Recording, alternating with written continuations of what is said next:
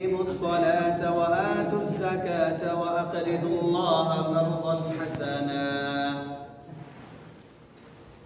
وما تقدموا لأنفسكم من خير تجدوه عند الله هو خيرا وأعظم أجرا واستغفروا الله إن الله غفور رحيم. وقال النبي صلى الله عليه وسلم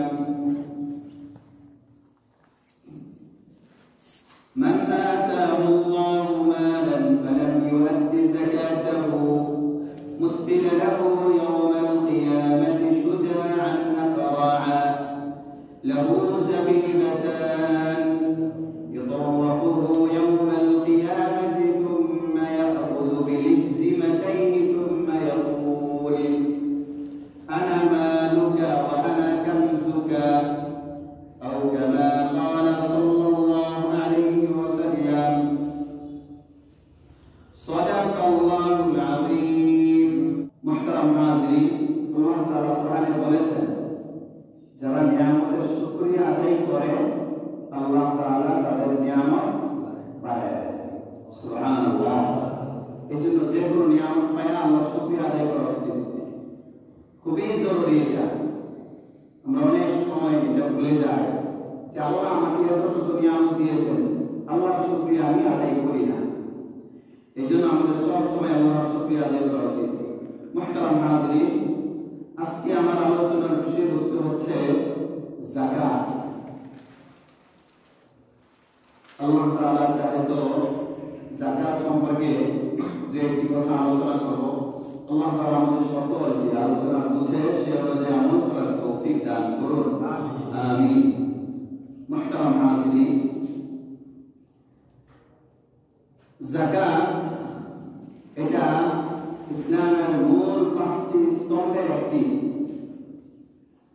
গত সপ্তাহে যে হাদিস পড়েছিলাম, বুনিয়াল ইসলাম আলা খামসি, ইসলামের ভিত্তি পাঁচটা জিনিসের উপর প্রতিষ্ঠিত। শাহাদাতি আল্লা ইলাহা ইল্লাল্লাহ, এক নম্বর আল্লাহ ছাড়া কোনো মাবুদ নাই এ কথা সাক্ষ্য দেওয়া, এবং মুহাম্মাদুর রাসূলুল্লাহ, মুহাম্মদ সাল্লাল্লাহু আলাইহি ওয়াসাল্লাম আল্লাহর রাসূল, এটা সাক্ষ্য দেওয়া মনে প্রাণী। এটা ইসলামের এক নম্বর ভিত্তি। এটা যদি কারো মধ্যে না থাকে তাহলে সে মুসলমানই না। সে অনেক নেক আমল করতে পারে, তার কোনো আমল আল্লাহর কাছে গ্রহণযোগ্য হবে না। দুই নম্বর ইকামাতুস সালাহ, নামাজ কায়েম করা, ফরজ বিধান। ইসলামের মূল একটা স্তম্ভ, একটা খুঁটি, এটা ছাড়া ইসলাম হইতেই পারে না।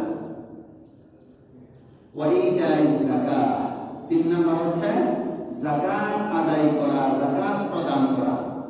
যাদের উপর যাকাত ফরজ তারা যাকাত আদায় করবে, এটা ইসলামের মূল ভিত্তি। যাদের উপর ফরজ তারা আদায় করবে। আলোচনা আসবে ইনশাআল্লাহ। ওয়াসাউমি রমাদান ওয়াল হজ, আল্লাহর ঘর অর্থাৎ কাবা শরীফ জিয়ারত করা, হজ আদায় করা, যাদের উপর সামর্থ্য আছে, টাকা পয়সা আছে। এরপরে ওয়াসাউমি রমাদান, রমজান মাসে রোজা রাখা। এই মৌলিক এই পাঁচটা বিষয়ের উপর ইসলামের মূল ভিত্তি স্থাপিত। কোন একটাকে কোনোভাবে অস্বীকার করার কোনো সুযোগ নেই। কেউ যদি কোনো একটাকে অস্বীকার করে তাহলে সে ইসলাম থেকে বের হয়ে যাবে, কাফের হয়ে যাবে। কারো সামর্থ্য নাই, যাকাত দিতে পারে না, সেটা ভিন্ন কথা। কেউ অসুস্থ, সেটার কারণে রোজা রাখতে পারে না, এটা ভিন্ন কথা। কিন্তু মৌলিকভাবে রোজাকে অস্বীকার করা, যাকাতকে অস্বীকার করা, এটা ইসলামে জায়েজ নয়। কেউ যদি অস্বীকার করে তাহলে সে ইসলাম থেকে বের হয়ে যাবে। মুহতারাম হাজিরিন, তো যাকাত এমন একটা গুরুত্বপূর্ণ বিধান। আজকে সেই যাকাত সম্পর্কে আলোচনা করব। প্রথমে আসেন যাকাতের অর্থ কি। যাকাত এটা আরবি শব্দ, তার অর্থ হচ্ছে আন-নামাউ আত-তাহারা, বৃদ্ধি পাওয়া। যাকাত মানে বৃদ্ধি পাওয়া। আরেকটি অর্থ হচ্ছে আত-তাহারা, পবিত্র হওয়া। যাকাতের অর্থ মানে কেউ যদি যাকাত আদায় করে শরীয়তের সীমা রেখার মধ্য থেকে শরীয়তের দিক নির্দেশনা অনুযায়ী, তাহলে তার সম্পদ বৃদ্ধি পাবে। সুবহানাল্লাহ। দ্বিতীয়, যারা যাকাত আদায় করবে তাদের সম্পদ, তাদের শরীর, তাদের পরিবার, তাদের ব্যবসা বাণিজ্য লেনদেন সকল কিছু আল্লাহ তাআলা পবিত্র করে দিয়েছেন।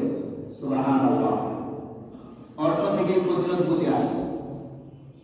তাহলে যাকাতের অর্থ আমরা পাইলাম বৃদ্ধি পাওয়া, আরেকটা অর্থ হচ্ছে পবিত্র হওয়া। ব্যাস। যাকাত ফরজ।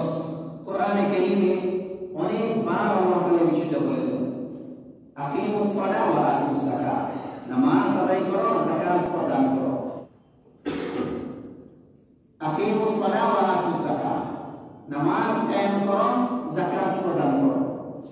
তো মুফাসসিরিনে কেরাম ব্যাখ্যা করছেন যে এই দুইটা বিষয়ের মাধ্যমে মানুষ আল্লাহর নৈকট্য লাভ করে অতি দ্রুত। নামাজের মাধ্যমে বান্দা আল্লাহর অতি নিকটে পৌঁছে যায়। সুবহানাল্লাহ। হাদিসের মধ্যে আসে বান্দা আল্লাহর সবচেয়ে নিকটে কখন? যখন সিজদায় থাকে।